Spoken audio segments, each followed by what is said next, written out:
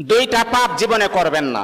দুইটা এমন পাপ রয়েছে জীবনে করার চেষ্টা করবেন, আজকে থেকে আপনারা প্রমিস করবেন এই দুইটা পাপ আমরা কখনো করব না।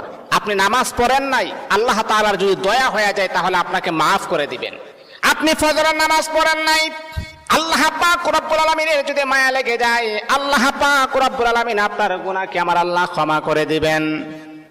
আপনি যদি নফল নামাজ ইবাদত বন্দেগী কম করেন, আমার আল্লাহ কিন্তু আপনাকে মাফ করে দিবেন।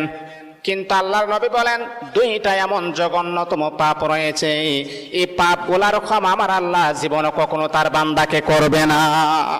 দুইটা পাপ এমন জঘন্যতম পাপ, এগুলা করা যাবে না। এক নাম্বার হচ্ছে অন্যের হক নষ্ট করা। অন্যের হক কখনো নষ্ট করবেন না।